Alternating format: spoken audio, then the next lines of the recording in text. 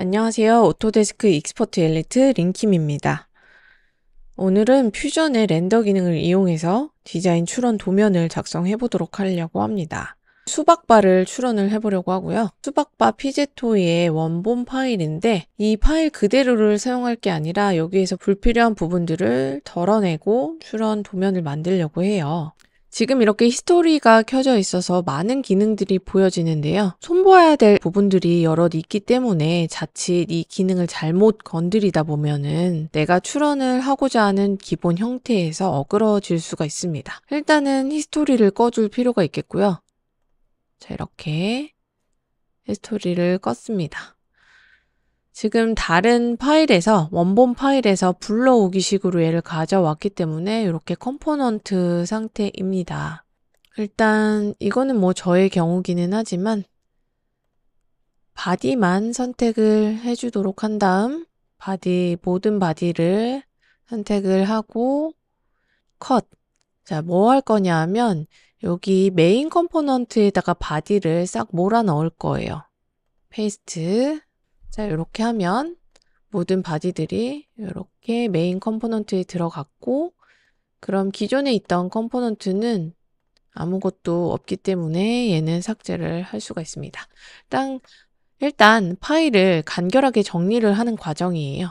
이렇게 빠져나와져 있는 기능들도 디솔브 시켜서 정리를 해주었고요. 자, 그러면 여기 있는 불필요한 스케치나 다른 보조 개체들도 보이지 않는 상태입니다. 이 상태에서 한번 저장을 해주겠습니다. 추런을 할 때 디자인 보호를 받지 않아도 되는 부분, 불필요한 개체들은 삭제를 해주려고 하는데요. 지금 이 C 부분은 없어도 될 것 같아서 C 개체들, 바디 상태죠. 바디 상태, 6개의 바디, 그리고 뒷면에도 있으니까 이 C는 삭제를 해줄게요. C가 없는 상태의 모습으로 디자인 추론을 하려고 합니다. 그런데 모양이 남아있죠. C가 들어가는 이 홈부도 같이 삭제를 해줘야 합니다. 셀렉트에서 이번에는 페이스로 놓고 서페이스가 아닌 솔리드 탭에서는 어떤 면을 삭제할 때 기능 삭제가 돼요. 요 면을 잡고 삭제를 하면 구멍이 나버리죠. 컨트롤 Z로 돌려놓고 서 있는 면인지 아니면 바닥면인지를 잘 구분을 해서 삭제를 할 필요가 있어요. 지금의 경우는 홈 삭제이기 때문에 이 측면을 잡고 삭제를 해야 하고요. 자, 이번에는 이렇게 키링이 끼어지는 이 관통공도 삭제를 해주도록 할게요. 이 부분이 고민인데 슈러님 본인이 이 바를 같이 권리 범위로 잡을지 말지 결정을 하고 얘를 없애주든가 가져가던가 해야 해요. 뭐 가져간다면 얘도 이 홈 정도는 지워줄 수는 있겠죠? 요 바도 그냥 없이 하고 싶지만 나중에 혹시 마음이 바뀔 수 있기 때문에 지금부터는 히스토리 기능을 좀 켜놓고 이력을 남기도록 하겠습니다. 자, 요 바 선택하고 바디를 리무브 했습니다. 그 바디를 리무브 했으면 여기 홈도 같이 없어지는 게 맞겠죠? 삭제. 그럼 이렇게 기록이 남아있기 때문에 나중에 되돌아갈 수 있겠죠? 지금부터가 이제 도면을 작성하기 위한 본격적인 과정에 들어가겠는데요. 기준 정면도를 설정을 해주어야 돼요. 지금 현재 상태에서는 퓨전의 모습이 내가 정면으로 이렇게 갖고자 하는 위치와 다르기 때문에 회전을 해줄 필요가 있어요. 전체 바디를 선택을 해주고요.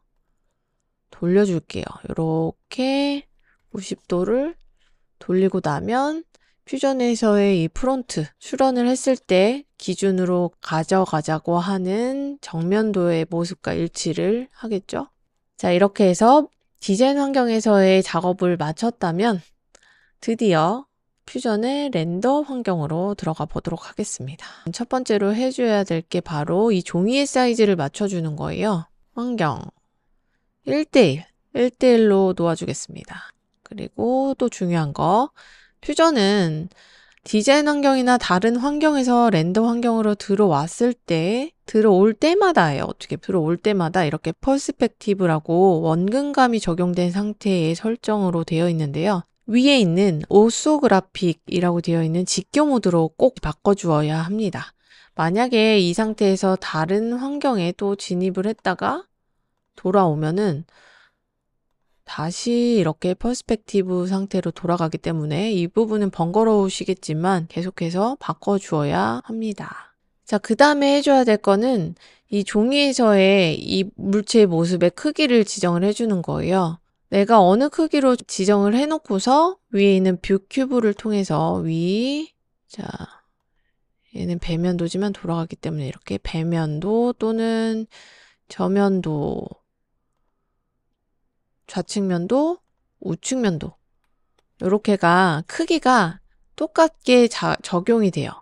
내가 정면도에서 기준으로 하고 있는 채로 뷰 큐브로 이동을 하게 되면 모두 다 같은 크기입니다.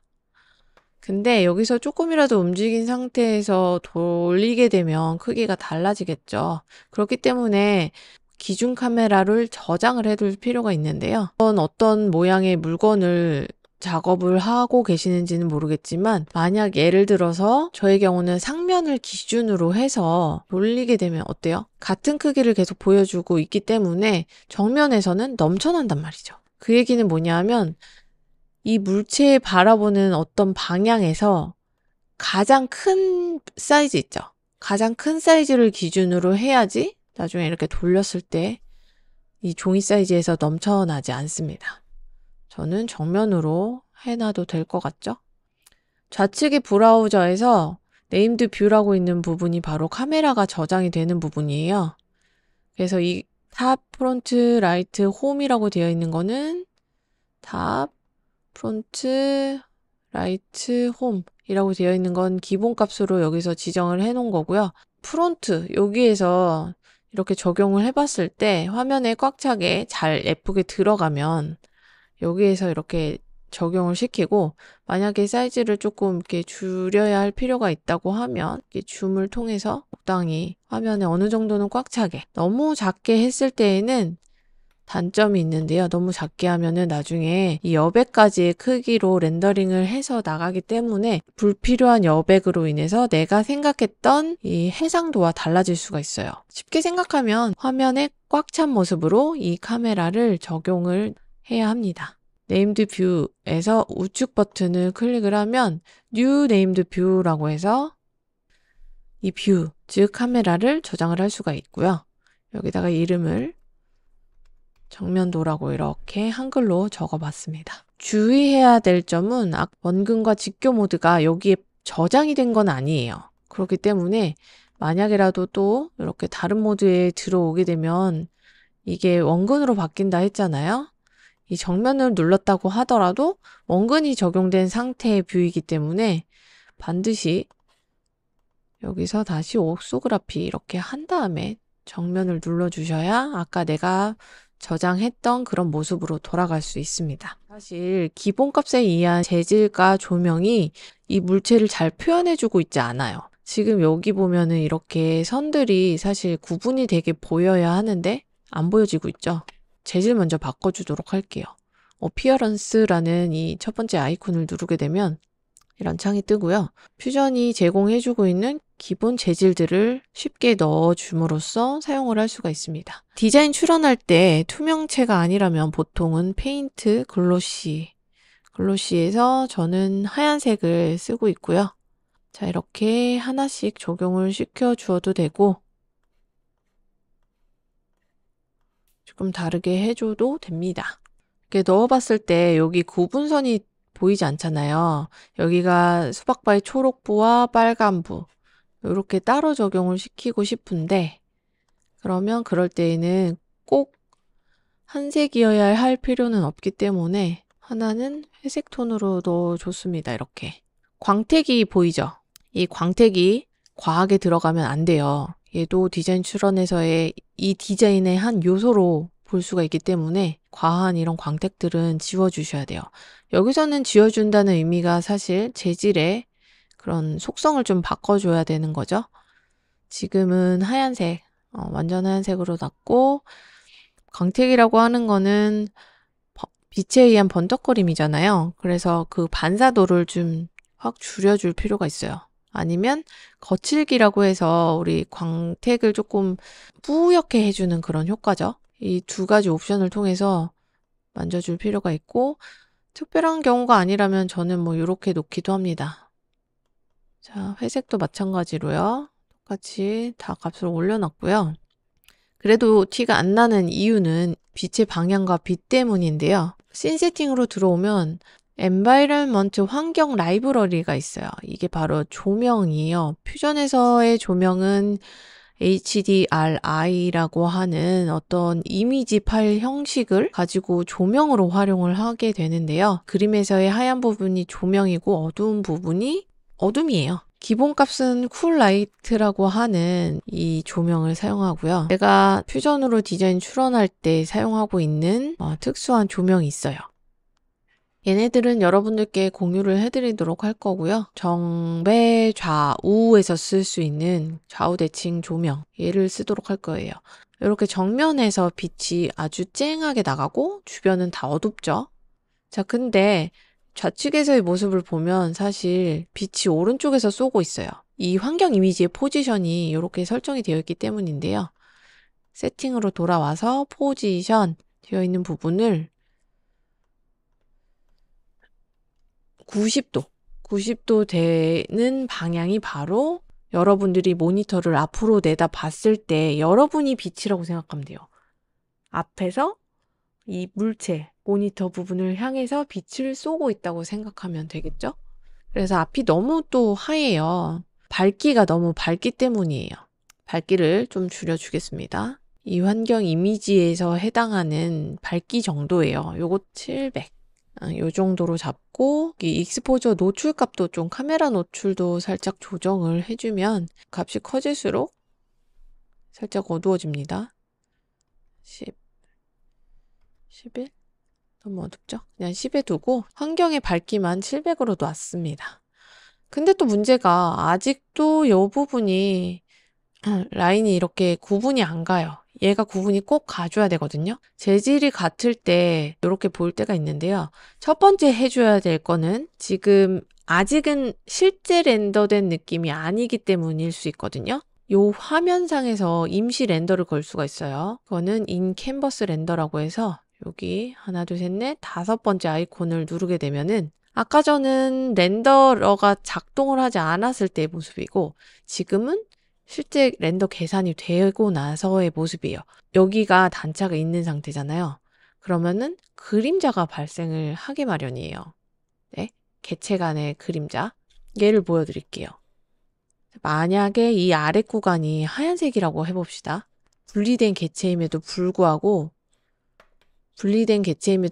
단차가 없기 때문에 같은 재질을 쓰고 미묘한 홈브라도 간격이라도 존재하지 않으면 이렇게 붙어있는 개체처럼 보이죠. 그렇기 때문에 약간의 필렛으로 간격을 터주거나 재질을 다르게 주는 수밖에 없는데요. 그래서 저는 모델에서 살짝씩 손을 봐주고 오는 편입니다. 디자인 환경으로 다시 가겠고요. 필렛을 이용하면 되고요. F 눌러서 요 구간 전체, 그럼 요 개체 둘 다에 해당하는 엣지들이 선택이 됐고 아주 크게 줄 필요는 없어요. 너무 크게 주게 되면 얘도 디자인의 한 요소로 작용을 하기 때문에 저는 0.1 정도만 주도록 하고요. 이 윗부분들도 이럴 때에는 윗면을 이렇게 선택을 해주면 안쪽과 바깥쪽 엣지가 모두 필렛이 적용이 됩니다.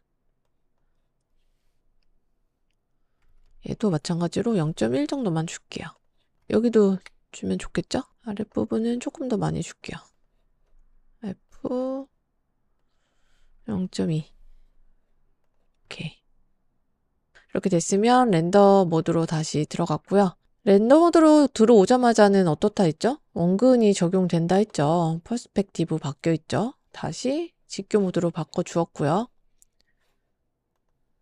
이 상태에서는 내가 필렛만을 줬어도 실제 렌더의 모습이 아님에도 불구하고 이렇게 표시가 되죠. 엣지 부분이. 경우에 따라서는 렌더 실제 하지 않고도 이 상태를 캡처해서 디자인 도면으로 활용을 할 수도 있습니다. 재질은 이렇게 밑단은 다시 바꿔놨습니다. 환경을 바꾸면 그 환경이 여기 카메라 뷰에는 저장이 되지 않기 때문에 하나씩 렌더링을 하면서 환경을 바꾸고 렌더링하고 환경 바꾸고 렌더링하고 이런 작업들을 반복을 할 필요가 있어요. 지금 세팅은 정면에 최적화되게 맞춰놨기 때문에 바로 렌더링을 걸어보도록 하겠습니다. 렌더 아이콘을 눌렀고요. 이미지 사이즈는 이대로 두시고요.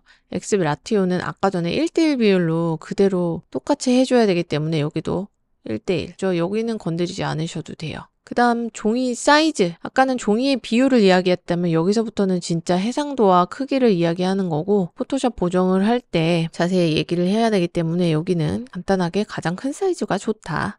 퓨전이 제공하고 있는 픽셀 사이즈는 4000까지 지원을 하고요. 큰 사이즈 4000이에요. 만약에 여기 비율이 달랐다고 한다면 여기가 되겠죠? 큰 사이즈. 크레딧 소모 때문에 클라우드 렌더링을 사용하지 못한다면 로컬 렌더, 자기 컴퓨터를 이용해서 하는 이 로컬 렌더를 선택을 해주시면 됩니다. 저는 클라우드 렌더, 그리고 렌더 퀄리티는 파이널로 해야 품질이 좋게 나옵니다. 중요한 거는 이 부분만 잘 만져주시면 1:1과 4000에 4000, 못해도 2000에 2000까지는 해주셨으면 좋겠어요.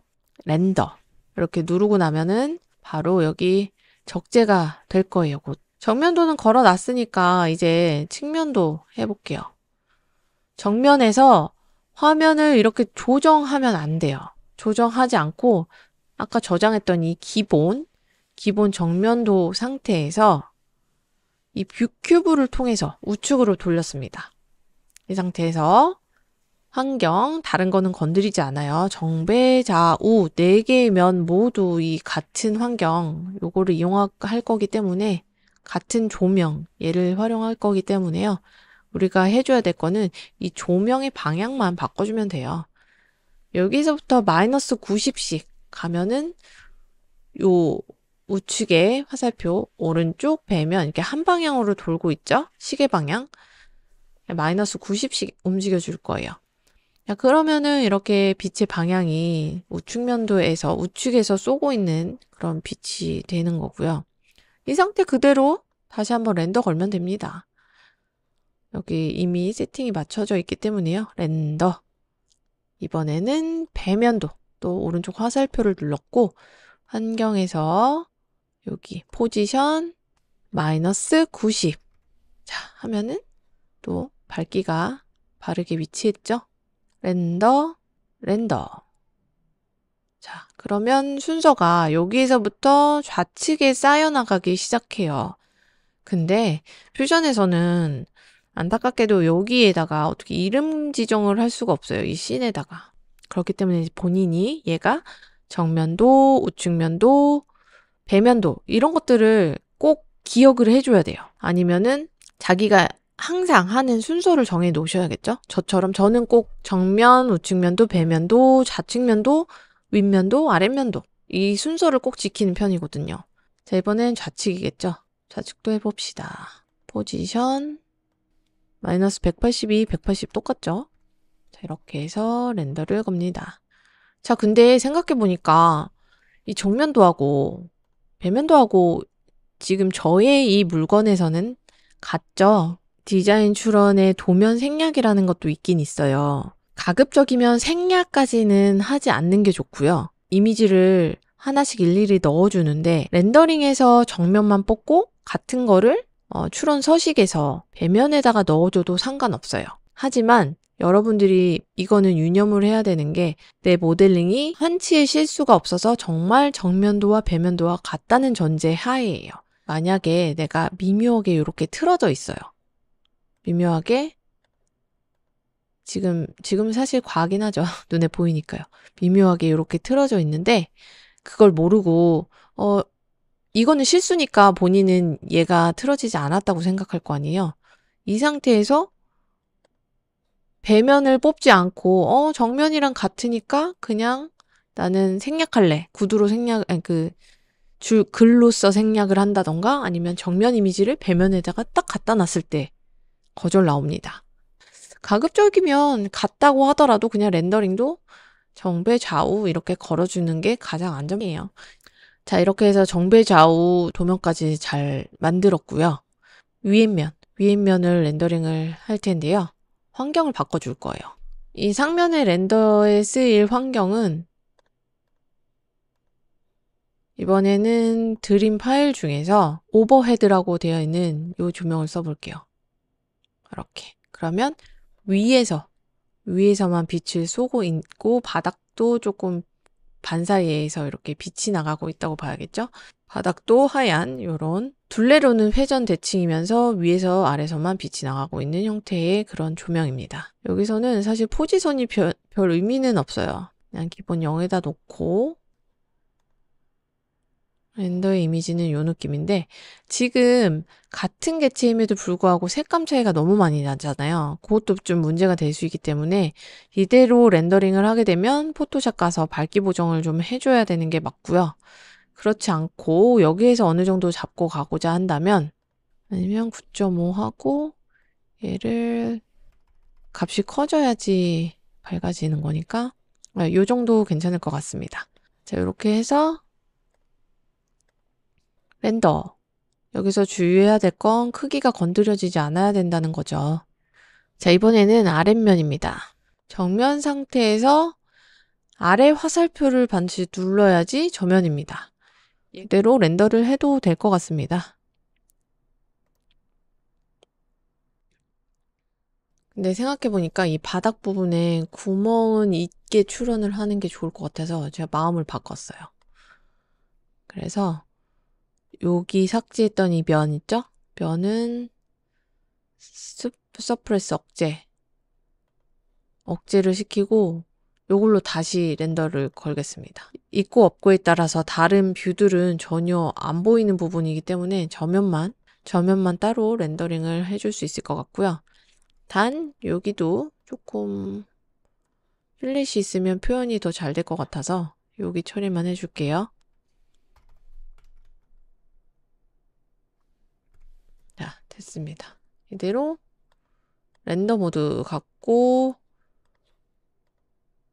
직교 모드로 바꿨습니다. 정면, 아랫면은 이렇게 들어 올리듯이 아래 화살표를 누르면 이렇게 표시가 되죠. 그러면 헷갈리니까 기존에 렌더링 했던 애는 삭제. 그렇게 삭제. 딜리트 했고 렌더를 다시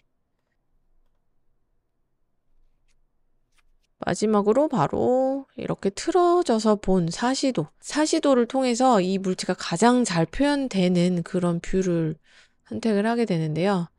그렇다고 해서 정면이 안 보이는 배면이나 정면이 너무 안 보이는 저면이나 이렇게 하게 되면 안 되죠. 그런 경우는 이렇게 기본 사시도를 하나 뽑고 추가적으로 추가 도면을 넣어줄 수는 있습니다. 이 뷰가 마음에 들긴 들어요. 근데 이 빛의 표현이 너무 밋밋하게 꼭 마치 여기가 평평한 듯이 나타나기 때문에 환경만 좀 조절을 해줄 거예요. 제가 드린 거 말고도 이 사시도의 경우는 퓨전 라이브러리에 있는 애를 사용해도 괜찮은 게 많이 있기 때문에 일단 제가 좋아하는 거는 쿨라이트 기본값으로 한번 해보고요. 그냥 이 상태에서만 보지 마시고 환경 조명의 위치를 조금 이렇게 포지션을 바꾸면서 얘가 잘 표현이 될 수 있는 모습을 찾아보는 거죠. 이 정도 괜찮긴 한데 다른 애도 한번 눌러볼게요. 샤프 그리드.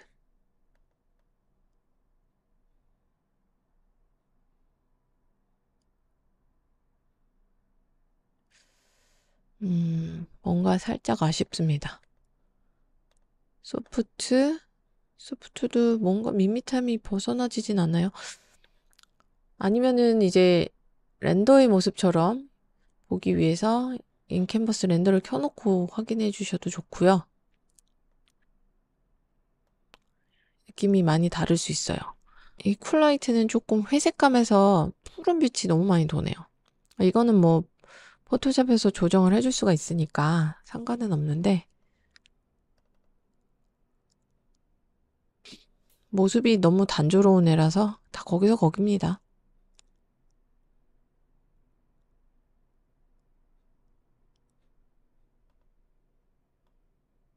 웜라이트는 쿨라이트랑 반대로 뭔가 따뜻한 빛의 색이 나죠? 만약에 여기에도 이제 없다. 그러면 제가 드린 파일들 중에서도 골라볼 수 있겠죠?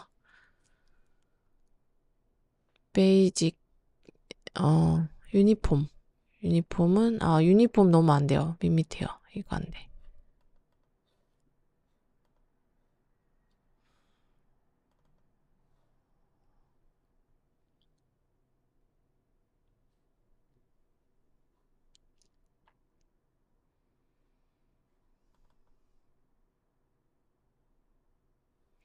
요게 조금, 요 선들이 날카롭게 표현이 돼서 요 느낌 괜찮은데요?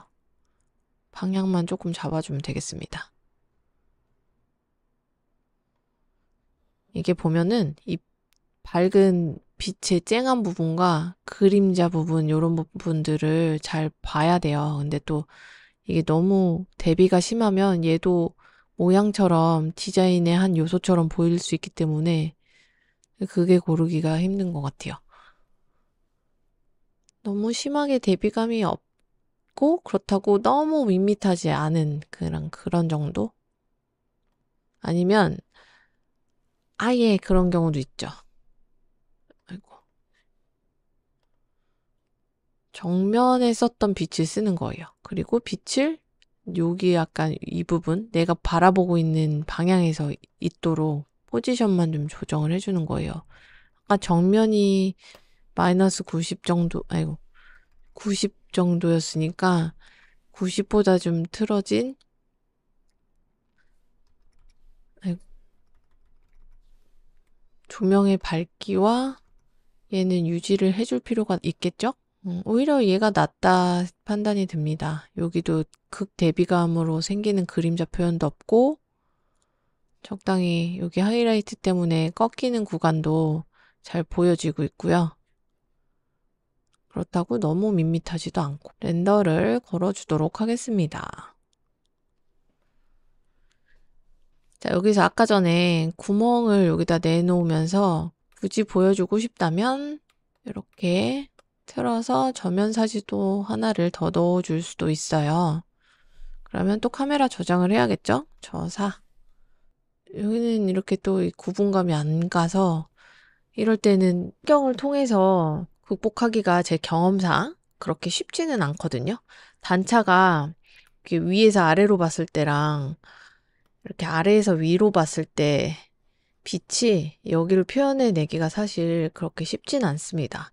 그럴 때 제가 주로 잘 쓰는 방법이 뭐냐 하면 모델링은 아니고 재질을 면에다 따로 주는 방법을 통해서 사용을 하기도 하거든요. 우회적인 그런 방법이 될 수 있고요. 면 선택하기가 디자인 환경에서 더 수월할 수 있기 때문에 필터 기능을 쓸 거거든요.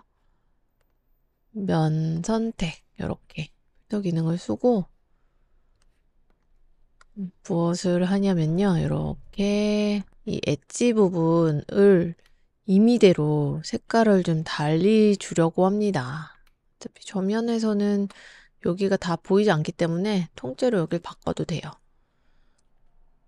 원하는 건 사실 여길 다 빼고 이렇게 모서리만 라인 처리를 해주려고 하는 거지만 일일이 선택 해제하기 힘들다면 아까 이렇게 선택된 상태로 재질을 바꿔줘도 되고요. A키 눌러서 복제, 듀플리케이트 색깔 좀 진하게 주고 선택이 해제됐습니다. 이런 경우에는 다시 A 여기다가 이렇게 면 선택을 먼저 한 상태에서는 굳이 페이스로 가지 않아도 돼요. 이대로 주면 딸깍딸깍 잘 확인을 하고 이대로 면에다가 잘 주게 되면 이렇게 들어가지죠. 이제 다시 랜덤 환경으로 들어왔고 저면 사시도 해봐야 원근감이 적용이 되어 있기 때문에 일단 얘부터 조정을 했고요. 다시 저면 사시도. 그러면 이렇게 미세하지만 여기 라인이 이렇게 생긴 걸 확인할 수 있습니다. 렌더 인캔버스 렌더를 돌려도 여기에 라인이 이렇게 가져 있죠? 뭐, 요 정도면 구분만 되면 되니까요. 네, 될 것 같아요. 그러면 똑같이 환경은 그대로 적용해줘도 될 것 같아서 그대로 두고 렌더를 눌러주도록 하죠. 이번에는 얘가 이렇게 펼쳐지기 전의 상태의 것들도 정배, 좌우, 사시도까지 7개의 도면을 만들어 볼 거예요. 얘를 펼치기 전의 모습으로 만들기 위해서는 얼라인 기능을 이용해 볼 건데요. 움직이고자 하는 개체의 면, 이렇게 면을 클릭을 하면 여기 아마 중심이 기준이 돼서 움직일 거고요. to 어디까지, 여기도 면을 선택하면 중심이 기준이 돼서 이렇게 움직여집니다. 확인, 다시 한번 얼라인, 마찬가지로 면 선택, 또 면 선택, 확인, 얼라인, 면 선택, 면 선택, 확인. 얘는 위쪽 여기에 맞닿게 적당히 이동을 시키면 될 것 같아요. 이렇게. 자, 이렇게 해서 세트 도면을 다시 만들어 보도록 하겠습니다. 렌더 환경으로 이동을 했고요. 카메라는 여기 환경 세팅에서도 할 수 있지만 이 부분의 도구에서, 화면 도구에서도 설정을 할 수가 있어요. 카메라, 오소그래픽. 자, 우리의 정면은 여기 있죠? 저장된 정면. 자, 요 사이즈예요. 이것 또한 펼쳐졌을 때 모양의 스케일과 동일해야 되기 때문에요. 여기서 조정을 해주시면 안 돼요. 이렇게 움직이면 안 되고 아까 우리가 정면도 기준으로 했던 요 상태대로 바로 출력을 해야 됩니다. 자, 환경으로 들어왔고요. 우리가 처음에 정면도를 뭘로 했었죠? 기억하기 쉽게 괄호 미러라고 되어 있는 이 환경을 사용을 했습니다. 방향부터 조정을 해주면요. 90도가 이렇게 바라보는 방향의 조명이 설치가 된다고 했죠. 그리고 너무 밝기 때문에 얘를 700 정도 줬던 걸로 기억을 해요. 얘가, 자, 그러면 색감이 동일하죠. 이거 기억을 잘 하고 있어야 합니다. 제가 혹시 녹화를 시간 간격을 두고 하다 보니까 이 값이 좀 틀리더라도 여러분들은 앞전에 했던 값이랑 동일하게 적용해 주시면 돼요. 된 것 같으니까요. 확인해주고 이 상태에서 바로 렌더링 하면 되겠습니다.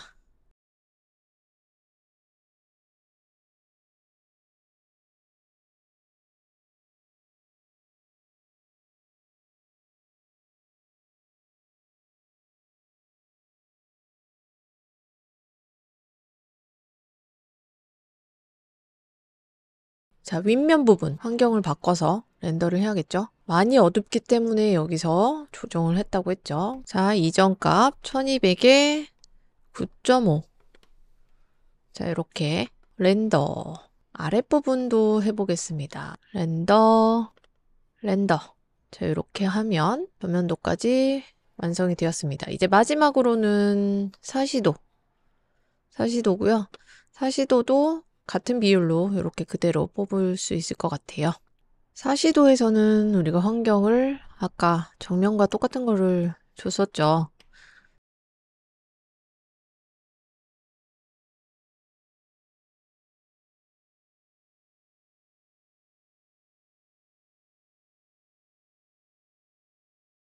이렇게 렌더를 다 마쳤다고 해도 이 이미지들이 내 컴퓨터에 들어온 상태는 아니에요. 지금 클라우드 상에 존재를 하고 있고 걔를 내 컴퓨터로 받기 위해서는 이렇게 미리 보기 이미지를 클릭을 해서 다운받기를 실행을 해 주어야 돼요. 렌더링 갤러리라고 되어 있죠. 여기서 이제 확인을 했고 다운 버튼은 여기.